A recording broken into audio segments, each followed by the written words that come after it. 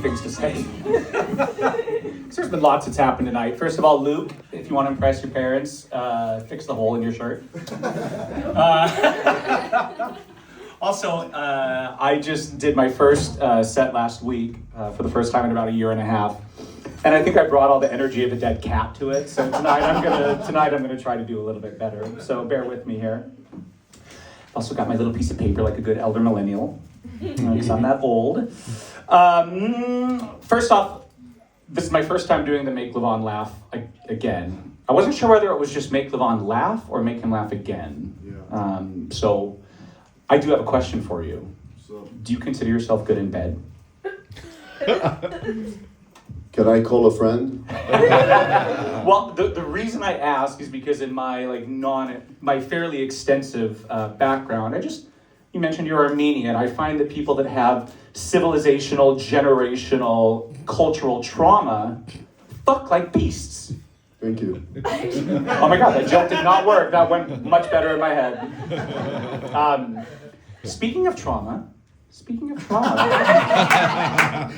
we talk about Paris? Yeah. Let's talk about Paris. First of all, I can't fucking see anyone, so that makes things a little bit difficult, so we'll have to do this. My question is, well, first of all, I try not to, bash the French too much. Because you know what? They didn't ask me to come here, right? Like how many of you came here on your own? Yeah, a few of us, right? They didn't ask us to come here. Nobody called me and was like, we need you, right? But this being said, so who's been here for about a year? You? Yeah. Are you still in your Emily stage? You're oh my God, it's amazing. Oh, are you grizzled already? No, well, I've been here for 4 years, I think. Oh, okay. Yeah. All right. So you're, you get to a certain point and it's the newness wears off, yeah. Right? And I've realized over the last few years, so I've been here, I'm originally from the United States, as you can probably tell by my accent. I'm also homosexual. I've realized, live on, let me know. I've realized over the last few years that I was a nicer person before I moved here. Was anyone else? And maybe it's the American in me, right? We are intrinsically, everything's amazing, and we smile, and we're oh, you want to go to Mars? Do it! Whereas here they're c'est pas possible.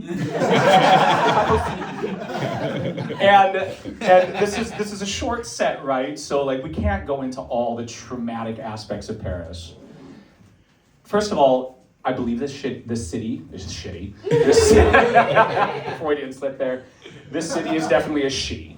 Right? Paris is a woman. Paris is not a man. Berlin, man. London, male. Paris, not at all.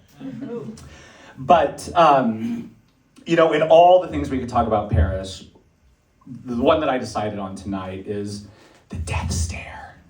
You know the death stare, the Parisian death stare?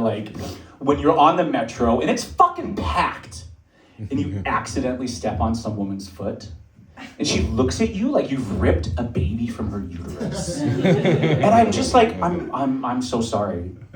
But then, so today I went, a bit of a long story, but today I went to a French administration office.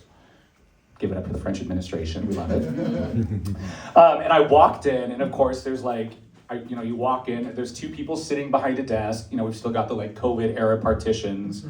And I get there, and of course the look is, and I'm okay, I can do this, I can explain my story. Fortunately, my French is quite excellent. So, I go up, I start explaining what happens, and she's just looking at me And so I try to explain my story, and then she huddles with her little coworkers, and they're deciding, do we want to help him? Do we want to tell him it's not possible? Do we want to help him? Do we want to say c'est pas possible?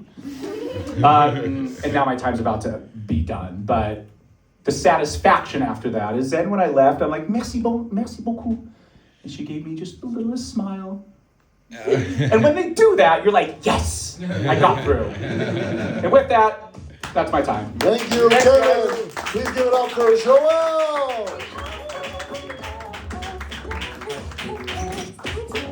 Make some noise for Kevin, please. Okay, young people, and au revoir, Elton. Goodbye.